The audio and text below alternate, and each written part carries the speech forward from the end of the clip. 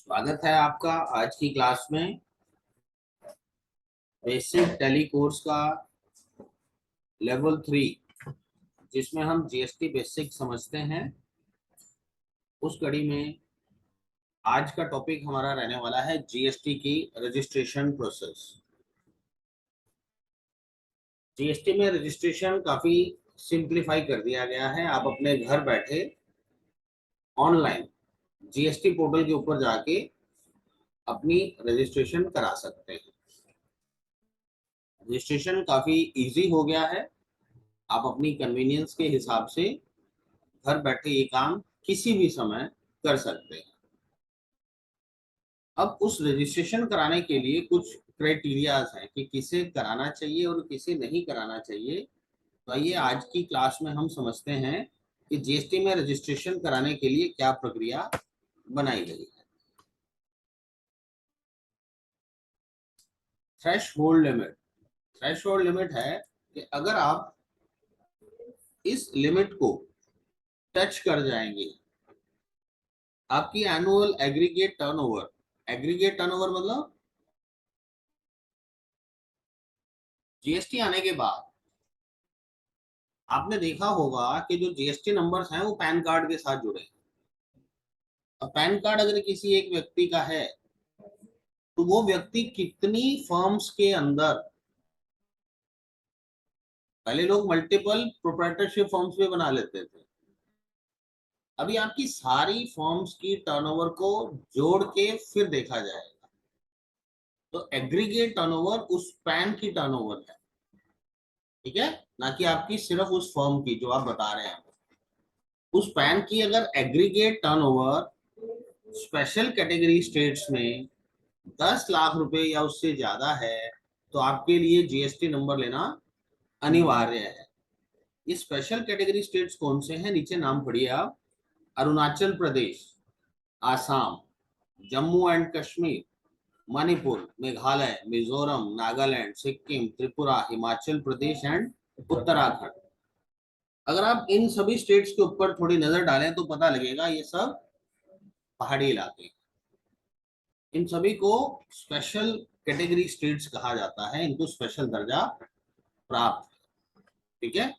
तो वहां पे जीवन यापन जो लाइफ है वहां पे थोड़ी मैदानी इलाकों के मुकाबले में मुश्किल होती है, ठीक है। तो वहां पे टर्नओवर 10 लाख होना भी अच्छा बड़ा बिजनेस माना जा सकता है। इसलिए वहां पे लिमिट जो है वो 10 लाख क्रॉस रखी गई हैं और रेस्ट ऑफ इंडिया के लिए यही लिमिट 20 लैक्स है। जो शीट अभी आपके सामने दिखाई जा रही है, आपको पहले बताया गया है प्रीवियस वीडियोस में कि ये शीट 2016 में जीएसटी लॉन्च होने से पहले बनाई गई। तो यहाँ जो भी आपको फिगर्स दिखाई जा रही हैं वो उस समय के फिगर्स हैं, ठीक है। तो अभी करंटली में क्या है, अगर आप गुड एंड सर्विसेज दोनों में डील कर रहे हैं तो लिमिट आज भी 20 लाख है। और अगर आप सिर्फ सर्विस गुड्स में डील कर रहे हैं, अगर आप ओनली गुड्स में डील करते हैं विदाउट एनी सर्विसेज, तो आपकी जो टर्नओवर्स हैं वो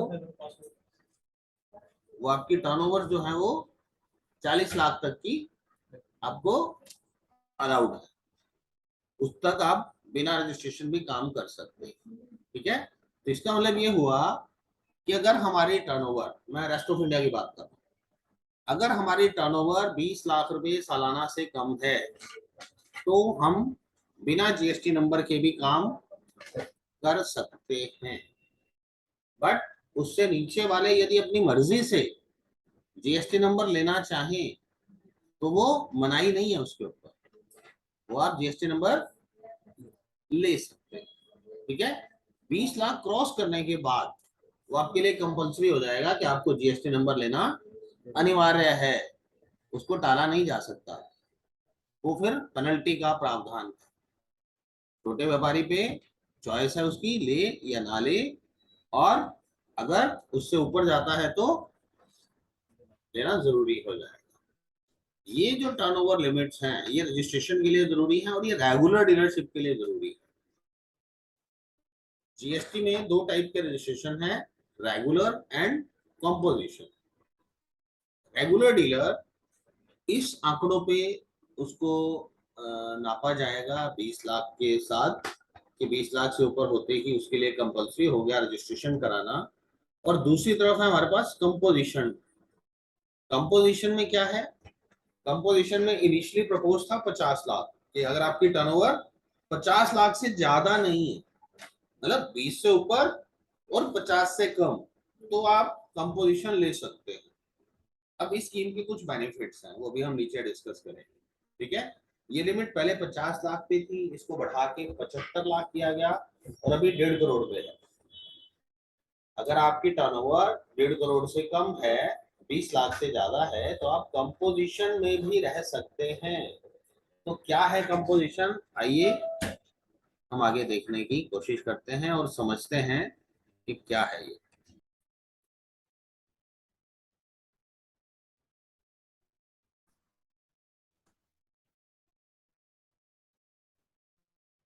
रेगुलर डीलर को जो टैक्सेस देने हैं, वो हमने जो परसों के क्लास में टेबल देखा था, 0, 5, 12, 18, 28 आइटम के हिसाब से देना होता है।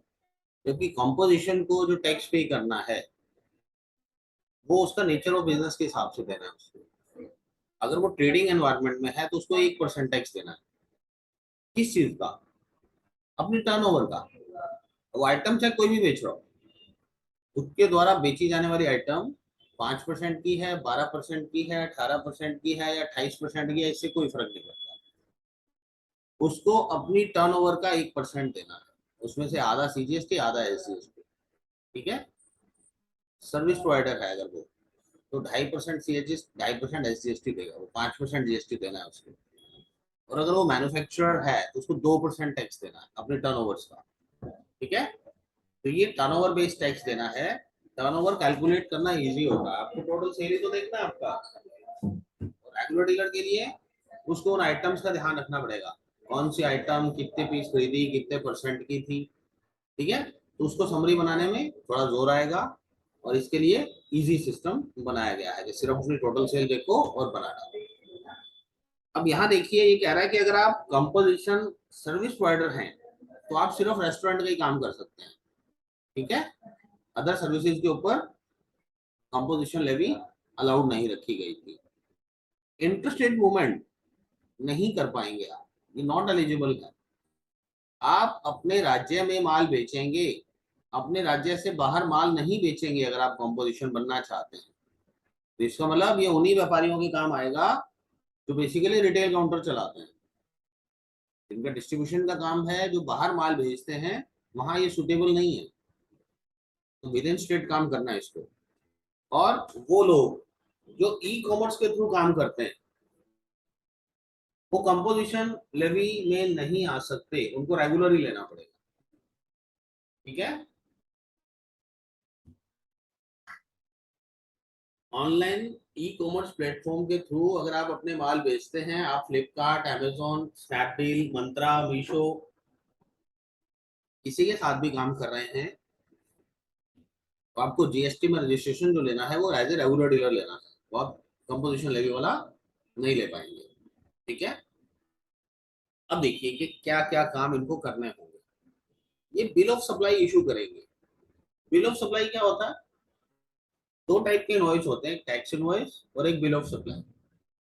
टैक्स इनवॉइस उस इनवॉइस को कहा जाता है जिसमें एक बेसिक वैल्यू और उसके ऊपर टैक्स अलग से शो करके लिया जाता है। मान लीजिए एक आइटम 1,000 रुपए की है, 5% उस पर टैक्स है, तो 2.5% सीजीएसटी और 2.5% एसजीएसटी लगाया, टोटल किया और बेच दिया।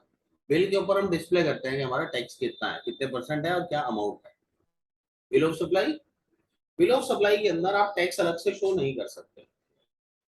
ठीक है, बिल ऑफ सप्लाई में आपको नेट अमाउंट लिखना है, चाहे आप 105 लिख दो। 100 पे 5% टैक्स है, ठीक है, आप उसको 100 प्लस 5% नहीं लिख सकते। आप चाहे उसको 105 का भेज दीजिए, बट वो इंक्लूडिंग टैक्स, वो आपकी फाइनल फिगर है, उसके ऊपर कोई और एडिशनल टैक्स नहीं लगा सकते आप।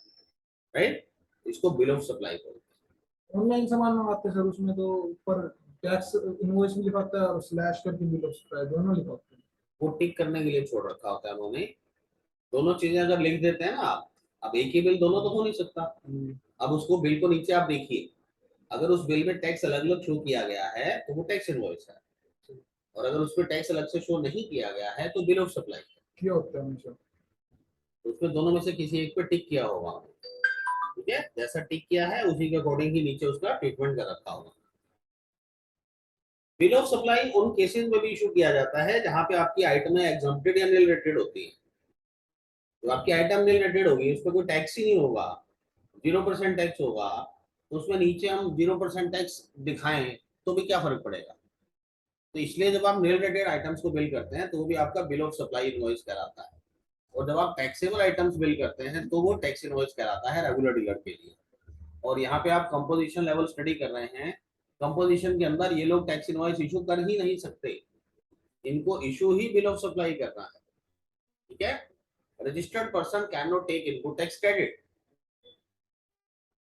कंपोजिशन डीलरशिप लेने वाला व्यक्ति इनपुट टैक्स क्रेडिट नहीं ले पाएगा, ना तो ये खुद ले पाएगा और ना ही इससे जो व्यक्ति माल खरीदेगा वो ले पाएगा। इनपुट टैक्स क्रेडिट लेने की कंडीशन होती है कि आप तभी इनपुट टैक्स क्रेडिट ले पाएंगे अगर आप रेगुलर डीलर हैं और आपके पास टैक्स इनवॉइस है, ठीक है।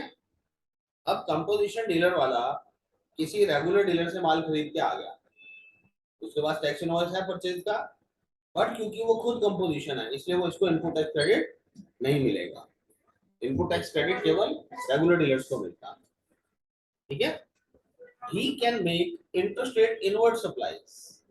ये पूरे भारत में कहीं से भी माल खरीदने के लिए तो फ्री है, बट बेचने के लिए इसको ओनली अपनी स्टेट अलाउड है या अपनी यूनियन टेरिटरी अलाउड है। जिस भी टेरिटरी में ये अपने आप को रजिस्टर कराएगा केवल उसी टेरिटरी के अंदर ही ये काम कर पाएगा। बाहर से माल मंगा सकता है आईजीएसटी पे, बट जब बेचने की बारी आएगी तो सिर्फ और सिर्फ अपनी स्टेट में ही माल बेचेगा, ठीक है। इसके बाद आते हैं इसकी रिटर्न्स। GSTR 4A, ये रिटर्न फाइल होगी इसकी GSTR 4 क्वार्टरली रिटर्न बाय 18 का मतलब यह है क्वार्टर खत्म होने के बाद अगले महीने की 18 तारीख तक, और इसको एनुअल रिटर्न भरनी है पूरा फाइनेंशियल ईयर खत्म होने के बाद 31 दिसंबर जो आएगी तब तक इसको एनुअल रिटर्न देनी है। उस एनुअल रिटर्न का नाम है GSTR 9A। तो कंपोजिशन को देख के ये समझ में आता है कि ये उन लोगों का रजिस्ट्रेशन इसमें कराने का बेनिफिट होगा जो लोग छोटे व्यापारी, ठीक है। तो गवर्नमेंट ने उसकी लिमिट भी डाल दिया 20 लाख से ऊपर और 1.5 करोड़ से छोटा, जिसका काम 1.5 करोड़ से कम है तो वो लोग इस रजिस्ट्रेशन में आ सकते हैं, ठीक है। इससे रिलेटेड कोई क्वेरी है? 20 लाख से नीचे वाला गवर्नमेंट की नजर में अनरजिस्टर्ड रह सकता है, उसकी चॉइस है। कई लोगों की आदत होती है जैसे कोई नया बिजनेस स्टार्ट किया सबसे पहले जीएसटी नंबर ले लो, अभी पता ही नहीं है कि हम साल में 1 लाख का टर्नओवर करेंगे, 1 करोड़ का करेंगे या 10 लाख का करेंगे। उन्होंने सबसे पहले ही जीएसटी नंबर अप्लाई कर दिया और रेगुलर वाला कर दिया, हालांकि कोई जरूरी नहीं था, ठीक है। धीरे धीरे अब आपको समझ में आएगी आगे जाने के बाद कि वो लोग क्यों ले लेते हैं, अगली स्टेजेस में ही जीएसटी नंबर क्यों ले लेते हैं, ठीक है। कंपनी के साथ वो ट्रेड करने के लिए हाँ, बड़ी कंपनी के साथ ट्रेड करने के लिए, क्योंकि आपके कस्टमर्स को आपसे इनपुट चाहिए। अगर आप कंपोजिशन में आ जाएंगे या रजिस्ट्रेशन नहीं लेंगे तो आपको इनपुट नहीं दे पाओगे आप उनको, इसलिए वो आपको छोड़ देंगे, वो सप्लायर ही आपको छोड़ देंगे, कस्टमर सॉरी, ठीक है। तो इसलिए भी आपके लिए कंपल्सरी हो जाता है कि आप रेगुलर डीलर के तौर पे अपने आप को जीएसटी में रजिस्टर करें। ट्रांजिशनल रजिस्ट्रेशन, जिस समय पे जीएसटी लागू किया गया उस समय भारत में इनडायरेक्ट टैक्सेशन के अंदर जो मेजर हेड्स थे, एक्साइज ड्यूटी, सर्विस टैक्स और वैट, इसमें जब ऑल ओवर इंडिया का डेटा निकाला गया तो लगभग 65 से 70 लाख रजिस्ट्रेशन थे गवर्नमेंट के पास। जिनके पास दो चॉइसेस थी, एक तो ये उन सबको कह देते हैं कि आपका जो पुराने वाले नंबर हैं वो एक्सपायर हो गए हैं, अब नया नंबर अप्लाई कर दीजिए, और दूसरा ये कि जितने लोग भी रजिस्टर्ड हैं उनको एक टेम्पररी नंबर इशू कर दो और जिसने बंद कराना होगा वो बंद करा देगा, ठीक है। तो गवर्नमेंट ने दूसरा तरीका चूज किया, उन्होंने सबकी ऑटोमेटिक रजिस्ट्रेशन कर दी, सभी को रेगुलर डीलर बना दिया और साथ में उनको चॉइस दे दी कि जो अपना जीएसटी नंबर सरेंडर करना चाहता है वो सरेंडर कर दे, और जो अपने जीएसटी नंबर को कंपोजिशन में ले जाना चाहता है वो कंपोजिशन में ले जाए। ठीक है, पहले सबको ही एज इट इज रेगुलर के अंदर ट्रांसफर कर दिया गया। पहले उनको प्रोविजनल रजिस्ट्रेशन दिया गया, और प्रोविजनल वाले के अंदर डॉक्यूमेंट वेरिफिकेशन, जैसे हम केवाईसी नहीं करते, आप सिम कार्ड लेते हो या पेटीएम का अकाउंट खोलते हो, उसमें आपको केवाईसी कराना पड़ता है, अपने डॉक्यूमेंट्स प्रूफ देने पड़ते हैं। ठीक है, आधार कार्ड है या और भी आपकी जो वेरिफिकेशन डॉक्यूमेंट्स है, पैन कार्ड है, वो लोग लेते हैं, तो उसके दम पे आप अपना जीएसटी नंबर भी रजिस्टर्ड करा सकते हो। ठीक है, तो गवर्नमेंट ने इसी तरीके से ही लोगों को माइग्रेट किया था कि पुरानी जो रजिस्ट्रेशन थी उससे वो ऑटोमेटिकली जीएसटी रजिस्ट्रेशन कर दिया गया लोगों का। पहले उनको एक प्रोविजनल टेम्परेरी नंबर दिया गया और फिर वेरिफिकेशन के बाद उसको फाइनल रजिस्ट्रेशन एलोकेट कर दी गई। और जो हमारा जीएसटी नंबर है, हम ऑलरेडी स्टडी कर चुके हैं कि 15 डिजिट का होता है। पहले 2 डिजिट्स स्टेट को रिप्रेजेंट करते हैं, अगले 10 डिजिट पैन कार्ड को रिप्रेजेंट करते हैं, और लास्ट के 3 जो डिजिट्स हैं वो ये टेंटेटिव बताया गया था, इसलिए यहाँ पे 101 लिखा है। ज्यादातर जीएसटी नंबर्स में 1Z ऐसा कुछ लिखा रहता है, अल्फा न्यूमेरिक रहता है लास्ट के 3 डिजिट्स पे। ठीक है, ये हमारा रजिस्ट्रेशन से संबंधित क्लास था। अब इसके बाद हम जीएसटी रिटर्न्स को समझेंगे। जीएसटी रिटर्न्स के लिए हमें पूरा दिन चाहिए, तो इसके लिए मैं आपकी कल की क्लास में आपकी जीएसटी रिटर्न समझाऊंगा आपको कि जीएसटी रिटर्न्स एक रेगुलर डीलर को कौन कौन से फिल करने होते हैं। अभी अगर हम देखें ऑल ओवर इंडिया में लगभग 1.25 करोड़ रजिस्ट्रेशन हैं। मैं आपके साथ एक स्टैट शीट शेयर करना चाहूंगा, मेरे साथ रहिए आप।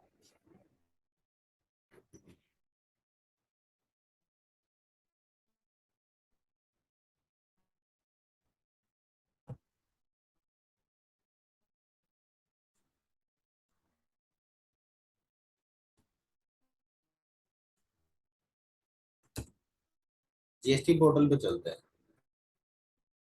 gst.gov.in। इस पोर्टल पे जाने के बाद ये हर एक रजिस्टर्ड डीलर को यहाँ पे आना पड़ता है, और यहाँ पे लॉगिन में जाके आप अपनी रजिस्ट्रेशन डिटेल्स चेक कर सकते हो और अपनी जीएसटी रिटर्न्स वगैरह फाइल कर सकते हो। अभी मेरा पर्पज ये नहीं था आपको यहाँ लाने का, इस पोर्टल के बारे में हम बाद में डिटेल में डिस्कस करेंगे। अभी मैं आपको दिखाना चाह रहा था कि यहाँ डाउनलोड के अंदर जीएसटी स्टैटिस्टिक्स है। अब जीएसटी स्टैटिस्टिक्स के अंदर आप ये लास्ट में जाके देखिए,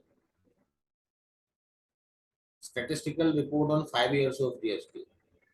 ये एक ऑफिशियल डॉक्यूमेंट है जो गवर्नमेंट ने पब्लिक डोमेन के अंदर रखा हुआ है, कोई भी शीट को डाउनलोड कर सकता है। ये वहीं से ही मैंने आपको डाउनलोड करके दिखा रहा हूँ मैं। इस शीट को थोड़ा सा आपको मैं दिखाना चाह रहा था कि एक समरी गवर्नमेंट ने हमारे पास अवेलेबल कराई है। इसमें देखिए रजिस्ट्रेशन का डेटा है टोटल। इस फिगर को हम थोड़ा और नीचे जाके देखते हैं। देखिए टोटल रजिस्ट्रेशन दिखा रहा है 1,38,29,686। प्री जीएसटी, जीएसटी से पहले से 47 लाख लोग अभी भी इसके साथ रजिस्टर्ड हैं। ये डिफरेंट डिफरेंट कैटेगरीज के अंदर देखिए टोटल दिखा रहा है आपको। 1,19,00,000 हमारे पास नॉर्मल रेगुलर टैक्स पेयर है, 15,86,000। कहाँ 1,19,00,000 और कहाँ 15,00,000। ठीक है, तो आपके सामने है आंकड़ा कि टोटल 1,38,000 में से 1,38,00,000 में से 15,00,000 कंपोजिशन। कंपोजिशन का वॉल्यूम बहुत कम है, तो इसलिए आपको हम जो चीजें सिखाते हैं हम ज्यादातर नॉर्मल टैक्स पेयर के हिसाब से रिटर्न्स आपकी फोकस करके आपको सिखाएंगे अपने इस बेसिक कोर्स के अंदर। ये देखिए डेट स्टेट वाइज डेटा दिया गया आपको, किस स्टेट में कितने टाइप के ये रजिस्ट्रेशन। अगर हम हरियाणा की बात कर रहे हैं, हरियाणा में 4,82,000 लोग रेगुलर टैक्स पेयर है और 15,470 लोग जो है वो कंपोजिशन है। ठीक है, हरियाणा में टोटल 15,000 लोगों ने ही कंपोजिशन ले रखा है सिर्फ। और ये आंकड़ा देखिए टोटल हरियाणा का माइग्रेटेड आउट ऑफ टोटल है 5,01,000, और इसमें से माइग्रेटेड लोग जो हैं वो 1,59,000 पुराने वाले सिस्टम से जो यहाँ ट्रांसफर हुए थे। अभी नीचे इसका आंकड़ा टोटल दिखाएगा आपको। ये 1,38,000, 1,38,27,412, ये टोटल आपको दिखा रहा है। ठीक है, ये ऑफिशियल डॉक्यूमेंट है, इसमें कोई मैनिपुलेशन नहीं है। गवर्नमेंट ने ऑफिशियली पब्लिक डोमेन में ये डेटा आपके सामने रखा हुआ है। यूआईएन होल्डर क्या है? ये यूनिक आइडेंटिफिकेशन नंबर होता है, जो हमारे जितनी भी फॉरेन एम्बेसीज होती हैं उनको भी ये नंबर एलोकेट किया जाता है जीएसटी का, तो वो यूआईएन के अंडर रहते हैं। अभी रिटर्न्स का भी डेटा आप देखेंगे, कितने रिटर्न्स फाइल होते चले जा रहे हैं हर साल। Highest returns filed in a day, एक दिन में 25 लाख रिटर्न्स भी एक्सेप्ट किए हैं पोर्टल ने। 90 करोड़ रिटर्न्स जून 22 तक फाइल किए जा चुके हैं। ये डेटा आप देखेंगे तो काफी आपको इंटरेक्टिव डाटा मिलेगा। 60 पेजेस की फाइल है, मैं आपको पूरी तो नहीं पढ़ा सकता, मैं इंपॉर्टेंट हाइलाइट्स आपको दिखा रहा था नंबर ऑफ टैक्स पेयर के हिसाब से।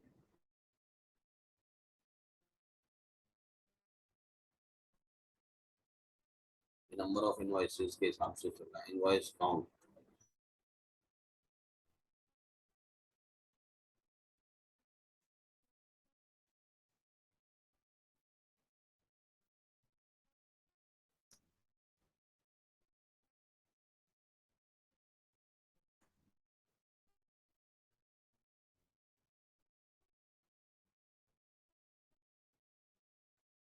ये देखिए, जो 17-18 वाला फाइनेंशियल ईयर था उस दौरान ये पेमेंट्स रिसीव हुई थी। पहले साल में 1 लाख करोड़ रुपए का जो टारगेट था वो पूरा ही नहीं हो पाया। ये 95,000 करोड़, 94,000 करोड़, 93,000 करोड़, पूरे फाइनेंशियल ईयर में 7,40,000 करोड़ मिले थे। ये आपको डिफरेंट डिफरेंट टैक्स के अनुसार की कौन सी कलेक्शन कितनी आई हुई थी। 18-19 के अंदर देखो, यहाँ पे 1 लाख करोड़ एक बार, 2 बार टच किया, 3 बार। ये 18-19 के आंकड़े हैं। 19-20 में देखिए,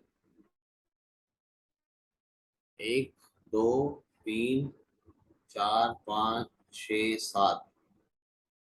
19-20 में 7 बार क्रॉस किया। और ये देखिए, ये अप्रैल 20 से मार्च 21 में, अप्रैल में देखो कितना डिप है यहाँ पे, 32,000 करोड़। हमारी रिक्वायरमेंट कितनी थी? 1 लाख करोड़, और ये 32,000 करोड़ आए। ये देखिए, ये वो वाला महीना था जो लॉकडाउन था, हमारा फर्स्ट लॉकडाउन।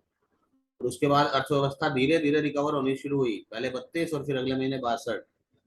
ठीक है, उसके बाद काफी समय तक 1 लाख टच नहीं किया, और फिर जब 1 लाख टच किया तो लगातार करता ही चला गया। ठीक है, और ये देखिए 21-22 में 1 लाख छोड़ो, ये तो बड़े बड़े आंकड़े पार करता जा रहा है।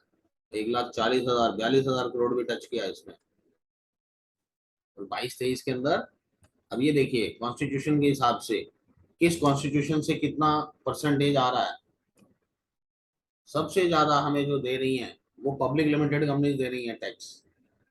टोटल कलेक्शन का 34% पब्लिक लिमिटेड कंपनीज दे रही हैं। उसके बाद प्राइवेट लिमिटेड कंपनीज हैं। प्रोप्राइटरशिप कंसर्न्स का सिर्फ 13% शेयर है पब्लिक सेक्टर की ये, और पार्टनरशिप फर्म्स का बहुत कम स्टेक है, 7% दे रही है। अभी देखिए HUF, गवर्नमेंट डिपार्टमेंट, और ये सब देखिए, ये देखिए नीचे LLP की तरफ से 1% शेयर दिया जा रहा है टोटल टैक्स कलेक्टेड का। तो बहुत अच्छा डेटा इन्होंने बना रखा है।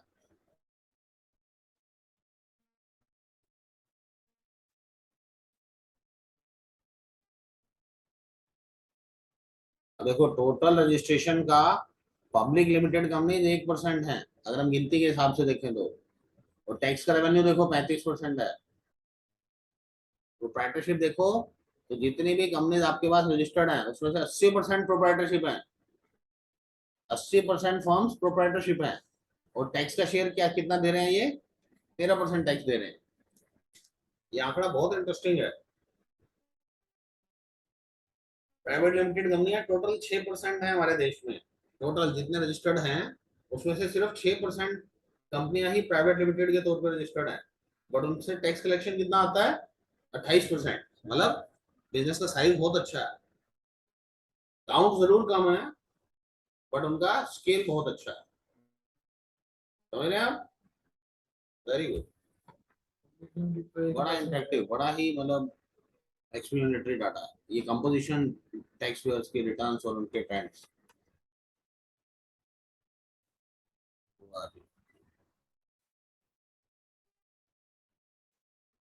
Migrated and new tax pairs.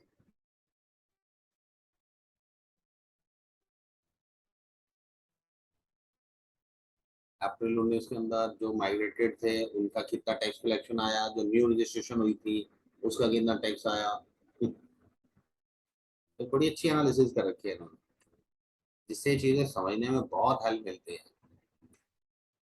State wise tax collection, वाह। हरियाणा कितना शेयर दे रहा है? 1.52 एवरेज टैक्स पर न्यू जीएसटी। माइग्रेटेड वर्सेस वो दिखा रखा है। Very good.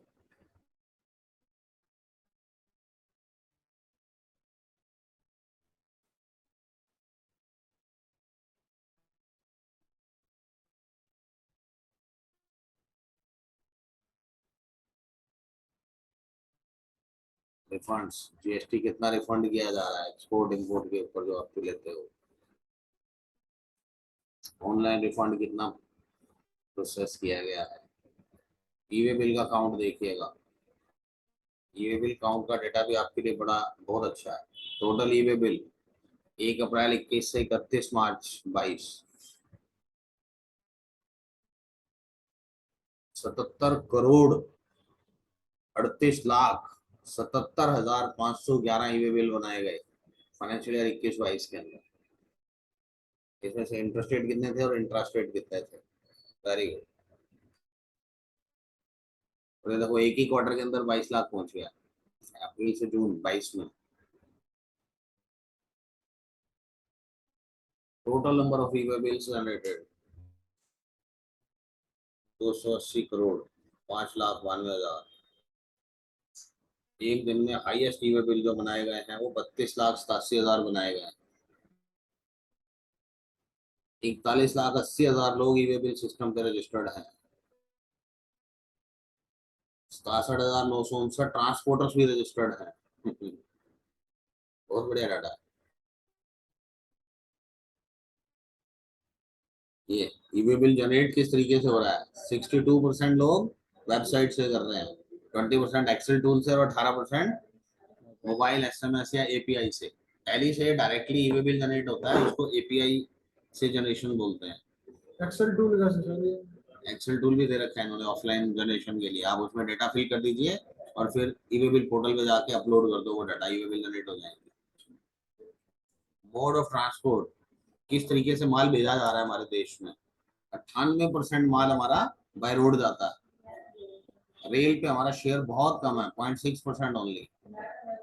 एयर पे 1% जा रहा है, और शिप पे तो 0.15, बहुत कम शिपमेंट है बाय शिप जो है हमारी।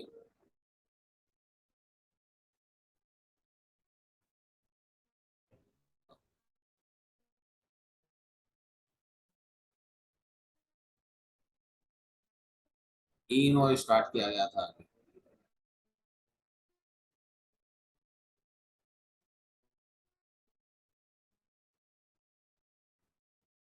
ये गवर्नमेंट के द्वारा की गई एक्टिविटीज है। Training for tax officers, help desk की ट्रेनिंग, टैक्स पेयर की अवेयरनेस के लिए कितने सेशन किए गए, कितने लोगों ने अटेंड किया 2021-22 में, 22-23 में। यूट्यूब का चैनल है गवर्नमेंट का, GSTN, इस पे आप सब्सक्राइब कर सकते हैं ताकि गवर्नमेंट की तरफ से जो ऑफिशियल आपको वो दिए जा रहे हैं इंफॉर्मेशन, उसको आप इजीली समझ सकें। ये इनकी गीता, गीता के नाम से है, जिसको GITA गीता बोलते हैं। जीएसटी इंटरेक्टिव टेक्निकल असिस्टेंट है ये। चैटबॉट है बेसिकली। चैटबॉट में क्या होता है, आप क्वेरीज लिख के अपने आंसर मांगते हैं, तो ये आर्टिफिशियल इंटेलिजेंस का प्रयोग किया गया है। हेल्प डेस्क के अंदर 92% टैक्स पेयर ने जो क्वेरीज उठाई हैं वो सेटिस्फाइड है लोग। ये जीएसटी का हेल्प डेस्क है, कितने टिकट रेज हुए, कितने का जवाब कब कितने समय में दिया गया, ये गवर्नमेंट अपने एफर्ट्स उन्होंने किए हुए हैं।